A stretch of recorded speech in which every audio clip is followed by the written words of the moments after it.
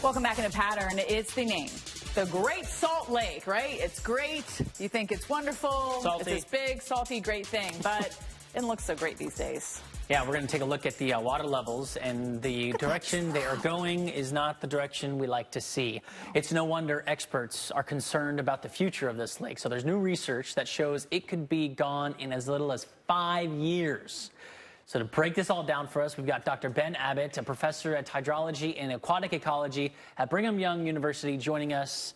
Thank you so much. So is that stat legit, or is that just for a headline? We're really thinking 5 years this thing could go away. Yeah, thanks for asking that question, because it's not a prediction. It's what we call a scenario.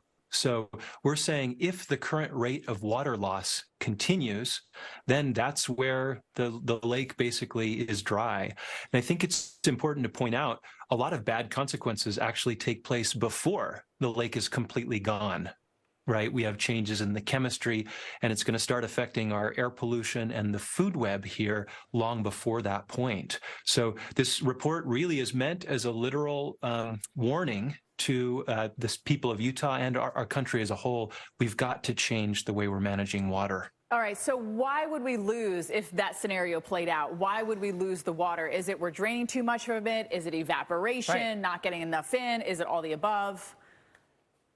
Yeah, one of the interesting things about these salt lake systems is that fresh water is constantly flowing into them through the river system, but there's a tiny amount of salt in that water. So we're not talking about water being removed from the lake itself. Most of the water use is actually upstream.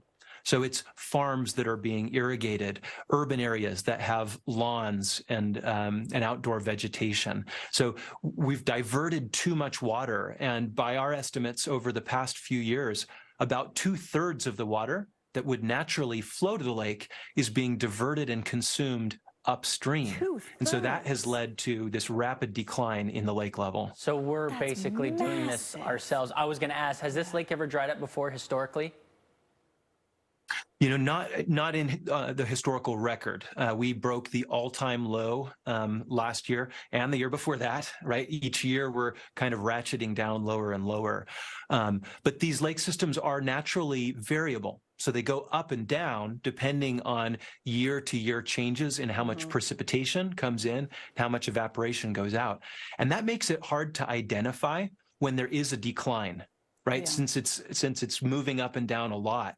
That's kind of why this wasn't caught earlier. There have been warnings for the past 50 years that we've been using too much water, but it really kind of snuck up on us how quickly the changes were happening. Why do we need the Great Salt Lake? Why is it so important? Such an important question, right? There still are people who say it's just a big salty mud hole. And there are three ways that the lake is really important. The first one is economic. It provides about $2.5 billion of direct economic activity each year. That's primarily the extraction of minerals from the lake. It's the only source of magnesium in the United States, a metal that's used in all of our tech. And I bet that every one of your watchers has a device that has magnesium from the Great Salt Lake in it right now. It also is a source of brine shrimp, those little sea monkeys that you might have experienced as a kid, but they're a really important food source in aquaculture globally. So a lot of fish and shrimp that we eat are actually fed on those brine shrimp. And then finally, it's a source of tourism. You know, there are hundreds of millions of dollars spent on tourism.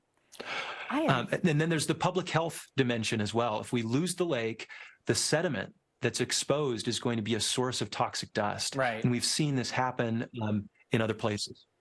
And we know that's a huge problem. We've actually been reporting on that. Dr. Ben Abbott, thank you so much for your time. We really appreciate it. Very eye-opening for a lot of us as the hydrology and aquatic professor at Brigham Young University.